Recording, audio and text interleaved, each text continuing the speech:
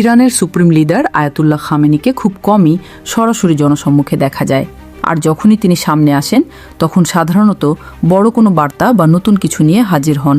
এবারও তার ব্যতিক্রম হয়নি। বিশ্বকে চমকে দিয়ে সামনে আনা হয়েছে ইরানের এক নতুন ধরনের ড্রোন, যেটা নিয়ে এখন নানা আলোচনা। এই ড্রোনটি প্রচলিত ড্রোনের মতো নয় বলেই দাবি করা হচ্ছে।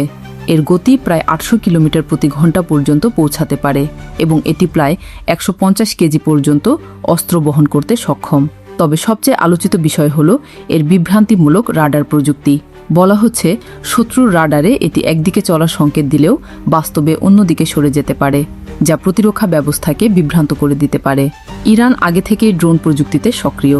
তাদের তৈরি কিছু কামিকাজি ড্রোন ইতোমধ্যেই বিভিন্ন সংঘাতে ব্যবহৃত হয়েছে, কিন্তু নতুন এই সংস্করণটি আগেরগুলোর তুলনায় অনেক বেশি উন্নত বলে ধারণা করা হচ্ছে। বিশেষ করে সাম্প্রতিক সময়ে আকাশ প্রতিরক্ষা ব্যবস্থার বিরুদ্ধে ড্রোনের কার্যকারিতা নিয়ে যে অভিজ্ঞতা হয়েছে তার ভিত্তিতেই এই নতুন উন্নয়ন এসেছে বলে অনেকে মনে করছেন।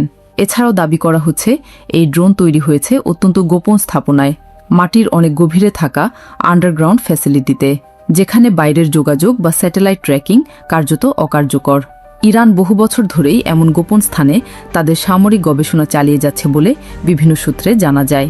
আরেকটি চাঞ্চল্যকর দাবি এসেছে যে সাম্প্রতিক সময়ে এক অজ্ঞাত ড্রোন কোনো দেশের আকাশ সীমায় প্রবেশ করে রাডার এড়িয়ে চলে যেতে সক্ষম হয়েছে। সেটি ঠিকভাবে শনাক্ত করা যায়নি। অনেকেই ধারণা করছেন সেটি এই নতুন প্রযুক্তিরই একটি উদাহরণ হতে পারে। ড্রোনটির আরও কিছু ক্ষমতা নিয়ে আলোচনা হচ্ছে, যেমন এটি আশেপাশের নির্দিষ্ট এলাকায় যোগাযোগ সিগন্যাল পর্যবেক্ষণ করতে পারে, এমনকি জ্যামিং প্রযুক্তি ব্যবহার করে প্রতিরক্ষা ব্যবস্থাকে অকার্যকর করে দিতে পারে। যদিও এসব দাবির সবগুলো স্বাধীনভাবে যাচাই করা সম্ভব হয়নি। বিশেষজ্ঞদের মতে এই ধরনের প্রযুক্তি একদিকে যেমন সামরিক সক্ষমতা বাড়ায়, অন্যদিকে আঞ্চলিক নিরাপত্তা পরিস্থিতিকে আরও জটিল করে তোলে।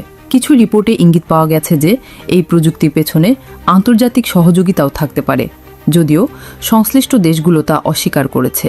ড্রোনটির সম্ভাব্য রেঞ্জ নিয়ে যে তথ্য সামনে এসেছে তা আরও চিন্তার কারণ। ধারণা করা হচ্ছে এটি হাজার হাজার কিলোমিটার দূরত্ব অতিক্রম করতে পারে, ফলে শুধু মধ্যপ্রাচ্য নয়, এর প্রভাব আরও বিস্তৃত অঞ্চলেও পড়তে পারে। সব মিলিয়ে এই নতুন ড্রোন নিয়ে যতটা না নিশ্চিত তথ্য আছে তার চেয়ে বেশি আছে প্রশ্ন আর জল্পনা। তবে একটি বিষয় স্পষ্ট, ড্রোন প্রযুক্তির এই অগ্রগতি ভবিষ্যতের যুদ্ধ ও নিরাপত্তা কৌশলে বড় ভূমিকা রাখতে যাচ্ছে।